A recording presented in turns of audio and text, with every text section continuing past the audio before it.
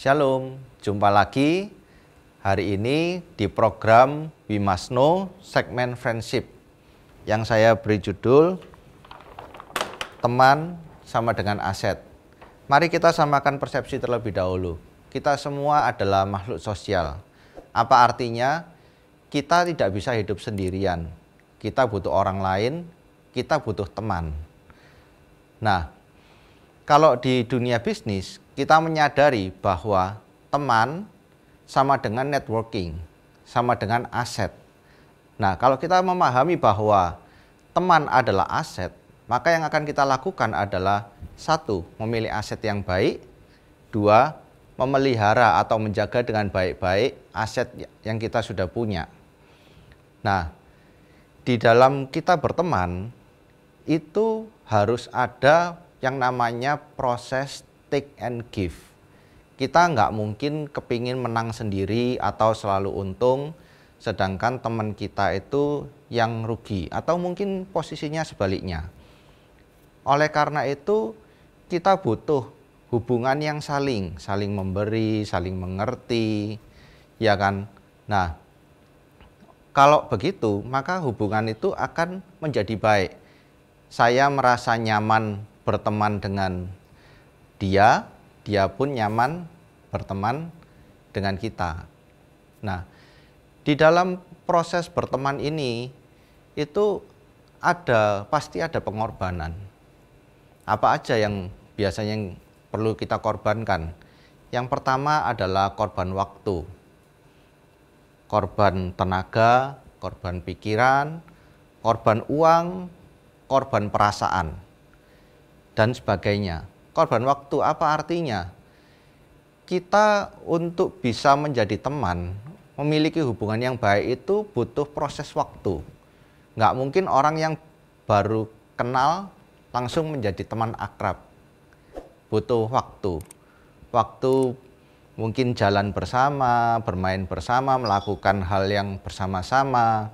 Nah, itu butuh waktu. Lalu apalagi? Korban uang. Teman-teman senang ditraktir apa enggak? Ya. Begitu pula kalau Anda senang ditraktir, begitu pula orang lain. Orang lain juga senang ditraktir. Ya kan? Nah, nggak ada salahnya sesekali kita mentraktirlah teman kita. Itu yang namanya kita korban uang.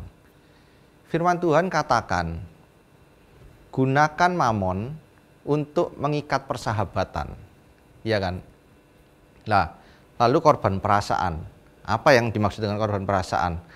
Semakin kita berteman baik dengan seseorang, keterlibatan emosional perasaan itu semakin dalam.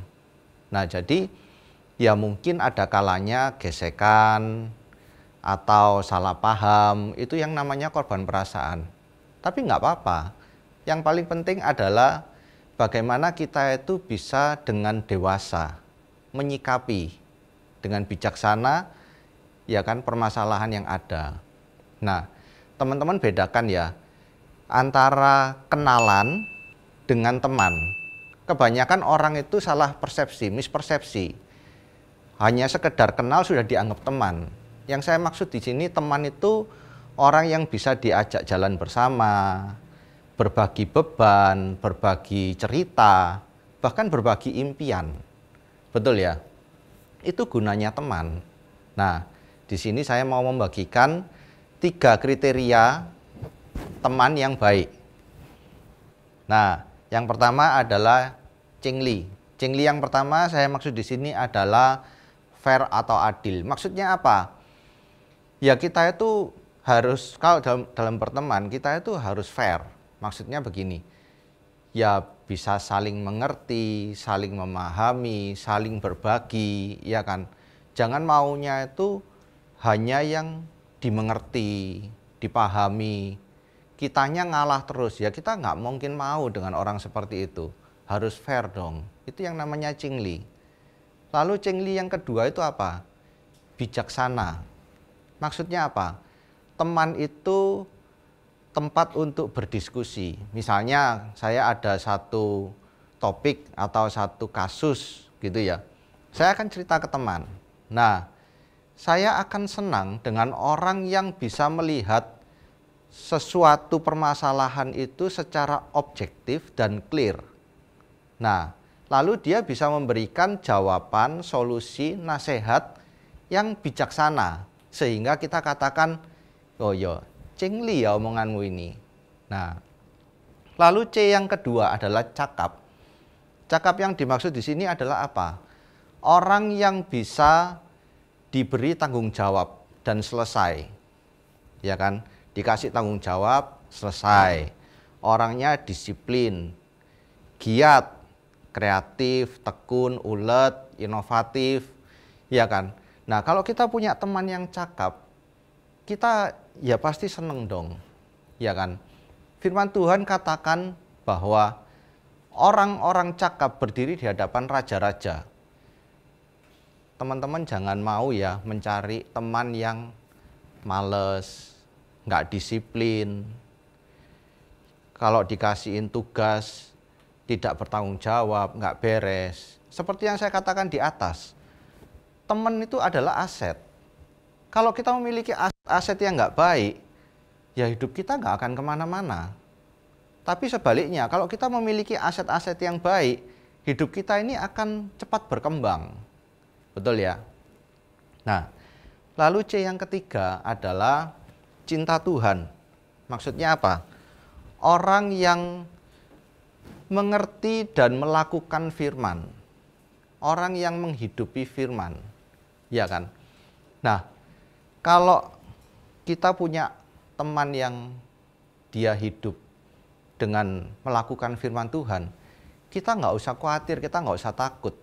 Kenapa? Dia nggak mungkin lah nelikung kita dari belakang, nusuk dari belakang, mengkhianati kita, menipu kita.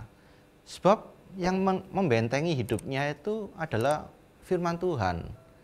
Dia nggak akan berbuat hal-hal yang melanggar firman Tuhan. Nah, kalau dua kriteria ini aja sudah bagus, kita bisa menemukan tiga kriteria ini. Ini namanya sempurna. Nah, kalau Anda bisa menemukan orang dengan tiga kriteria ini, Anda harus sayang dengan mereka. Jangan sia-siakan. Nah, tadi kan saya memberikan tiga kriteria bagaimana cara kita mencari teman. Tentu orang lain juga mencari teman dengan tiga kriteria yang sama, betul ya?